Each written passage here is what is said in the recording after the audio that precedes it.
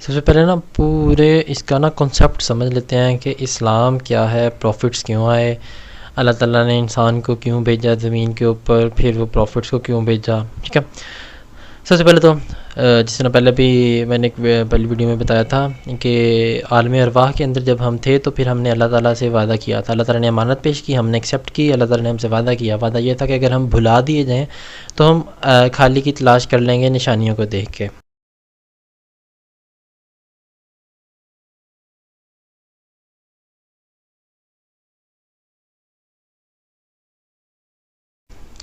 اس کے بعد پھر اللہ تعالیٰ نے ہمیں زمین پر اتار دیا بھلا کے. اب ہمارا کام تھا کہ ہم اپنی انسٹنکٹ کو فالو کرتے اور چیزوں کی جستجو کرتے اور پھر اللہ تعالیٰ تک پہنچ جاتے.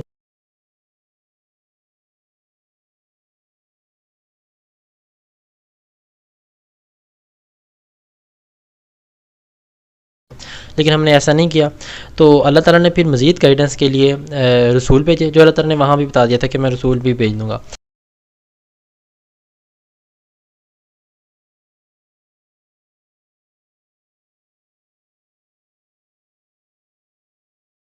تو اللہ تعالیٰ نے رسول بھیجے اور اس کے ساتھ بکس بھیجی.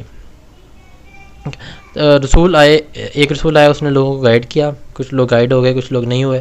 اس کے بعد پھر کچھ لوگوں نے جھٹلا دیا، پھر وہ رسول مطلب وفات پا گئے، اور اس کے بعد پھر دوبارہ جو لوگ تھے وہ دوبارہ پرانی ہی طریقوں پہ چلنا شروع ہو گئے. اس کے بعد ایک اور رسول آیا، پھر انہوں نے دوبارہ گائیڈ کیا. جو پہلا ایک جو رسول علم لے کے آیا تھا وہی علم دوسرا رسول لے کے آیا، وہی عقائد دوسرا رسول لے کے آیا، اور پھر اس کو بھی کچھ لوگوں نے مانا، کچھ کو جھٹلا دیا، پھر تیسرا آیا. ٹھیک،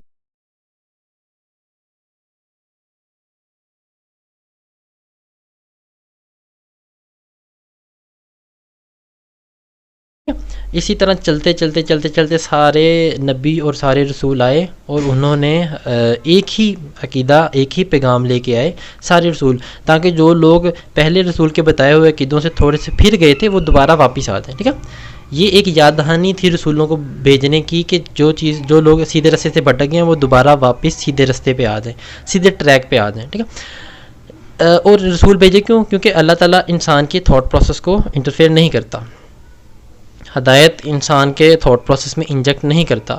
تو تھاٹ پروسیس انجیکٹ اور انسان کو فورس کرنے کے علاوہ اللہ تعالیٰ نے پورے عالم میں اور رسولوں کے ذریعے مطلب لوگوں کو پرووک کیا کہ وہ سوچیں اور رسولوں تک مطلب اللہ تک پہنچ جائیں.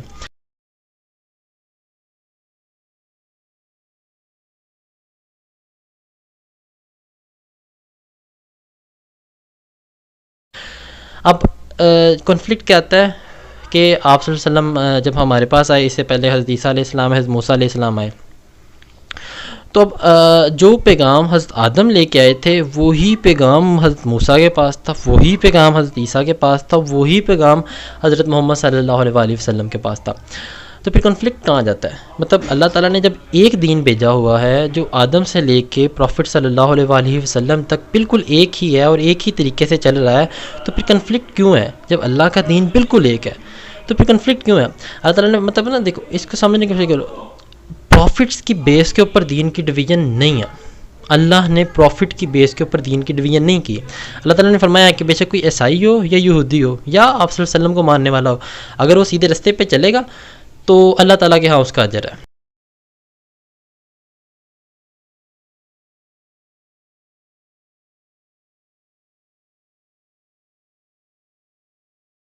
اللہ تعالیٰ کے ہاں اس کا اجر ہے. کہ یہ نہیں ہے کہ اگر کوئی آپ صلی اللہ علیہ وسلم سے پہلے تھا تو حضرت پروفٹ عیسیٰ کو مانتا تھا تو وہ مطلب تھوڑا کم درجے کا مسلم ہوگا. نہیں، وہ بھی مسلم تھا، وہ سیدھے ٹریک پر تھا. اگر اس نے اللہ کو ایک مانا اور اس کا شریک نہیں ٹھہرایا اور نیک عمل کرتا رہا.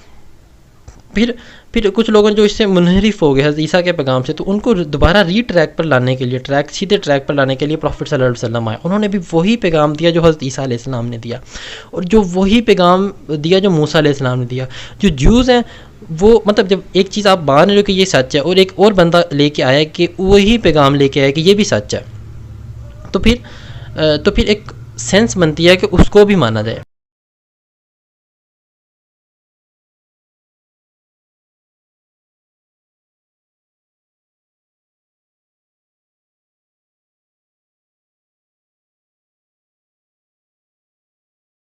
اس کو بھی ایکسیپٹ کیا جائے.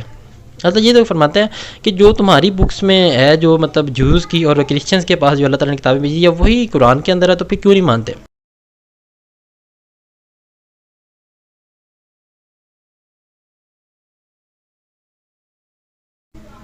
کنفلکٹ وہ یہ کہتے ہیں جو جیوز اور کرسچن کہ پروفٹ صلی اللہ علیہ وسلم اور جو قرآن ہے وہ مطلب صحیح نہیں ہے، غلط ہے، ایک مطلب فیک ہے.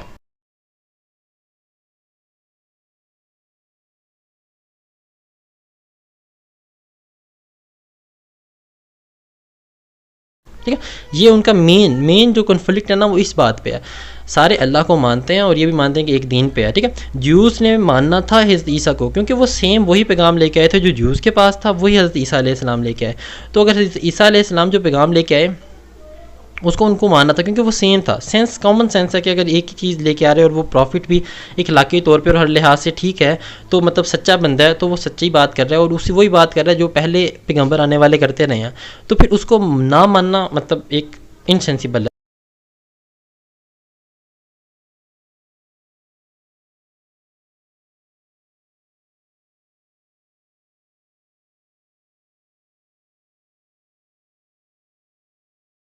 اور تو یہ مطلب نا اگر کوئی پروفٹ آ جاتا ہے اور وہ گائیڈ کرتا ہے اور جو پہلے مان رہے ہیں اس کو اگلے پہ ماننا لازمی ہے. ٹھیک ہے، تو آپ صلی اللہ علیہ وسلم کے آنے سے حضرت عیسیٰ علیہ السلام کے جو عقیدے لے کے آئے تھے ان میں کوئی فرق نہیں آیا، اور جو عقیدے حضرت عیسیٰ لے کے آئے تھے وہی عقیدے حضرت موسیٰ لے کے آئے تھے، اور وہی عقیدے ابراہیم، حضرت نوح، حضرت آدم، سارے وہی عقیدے لے کے آئے تھے.